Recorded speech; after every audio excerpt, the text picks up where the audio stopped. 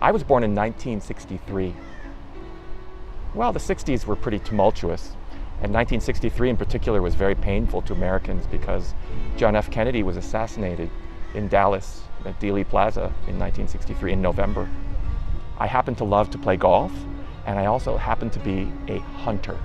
I'm not a firearms hunter, really, most of the time, but I hunt with archery, and usually I get 1 deer per year. I was so incredibly happy when I married my wife, and that's almost 30 years ago now. And then when we had our 2 daughters.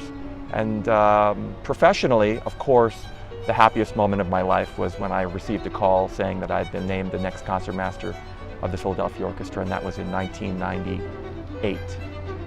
If I had to name just one, it would be Itzhak Perlman. Always been my hero. Favorite musical work? It could be Strauss' 4 Last Songs. My favorite composer? Well, I have 2 really. Well, maybe 3. Prokofiev, Mozart, and Richard Strauss.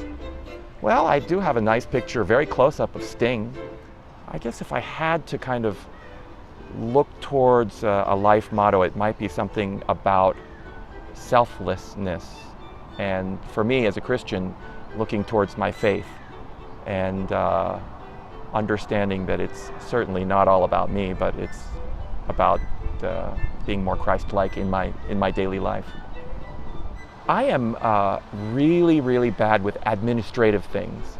And ironically, now the way my life is kind of set up, I have so much administrative stuff to do with my kind of solo career and chamber music.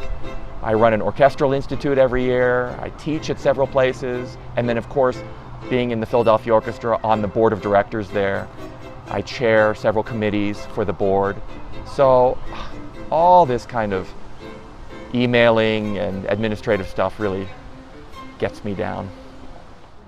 I wish I had invented an app that I use very often. It's called Fourscore, and it is how I read all of my music outside of the Philadelphia Orchestra for chamber music solo. It's all on my iPad, and I don't have to turn pages. I've got thousands of pieces of music, and it all runs through a $5 app called Fourscore, and it is so brilliant, and they've thought of everything. And I sure wish I had invented it, because if I had, I wouldn't be sitting here right now. I would be in the Greek islands on a yacht. If I could attempt another profession in my life, I think it might be something to do with television. I'm the concertmaster of the Philadelphia... No, I'm just kidding. No. The first thing I think about is I'm very guilty of overscheduling.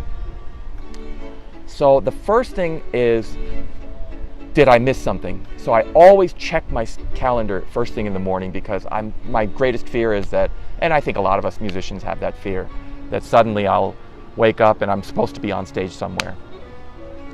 I do drive fast, and I try to control myself, but I do because I'm always in a hurry.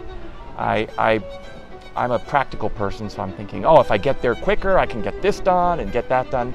And I also want to be home with my family and our dog, go out in the backyard and play with our dog, so it's more about my time. My dream as a child, unquestionably from age maybe 6 or 7, was to become a solo concert violinist.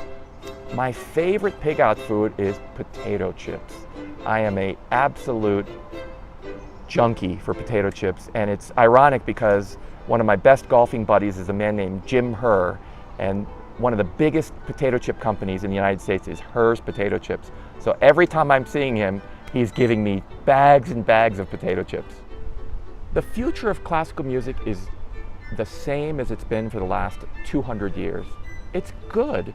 It's such an incredible art form.